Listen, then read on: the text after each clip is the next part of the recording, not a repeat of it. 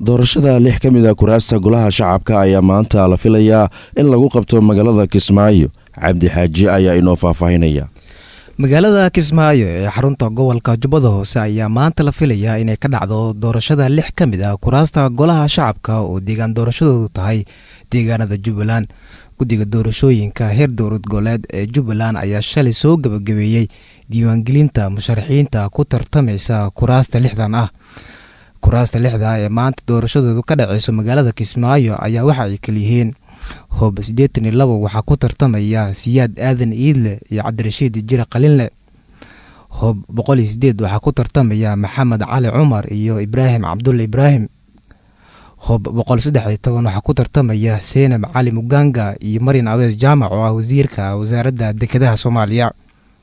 Hoob 134 waxaa ku tartamaya Sahra Jaamac Cali iyo Fartuun Axmed Yuusuf. kursiga kale ee maanta la filayo in doorashadiisa ay ka dhacdo magaalada Kismaayo waa Hoob 203 oo ay ku tartami doonaan Xamse Cabdi Bara oo ah gudoomiyihii hore ee guddiga doorashooyinka Jubbaland iyo Axmed Maxamed Maxamuud.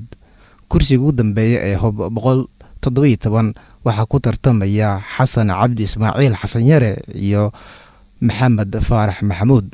guud ahaan ammaanka magaalada Kismaayo ayaa la adkeeyay iyadoo la xiray qaar ka mid ah wadooyinka iyo xaafadaha magaalada Kismaayo gaar ahaan kuwa u dhow goobta ay ka dhacayso doorashada la filayo inay maanta ka dhacdo magaaladaasi Kismaayo. mahadsanid Cabdi Xaaji. Mareykanka ayaa ku hanjabay in gacanta uu ku dhigi doono kuwa caqabada ku ah nabadda iyo xasiloonida Soomaaliya. Xafsa Khaliif Cumar ayaa faafahinaysa. dowladda Mareykanka ayaa ka digtay inay tallaabo ka qaadi doonto kuwa carqalada ku ah dariiqa nabadda Soomaaliya.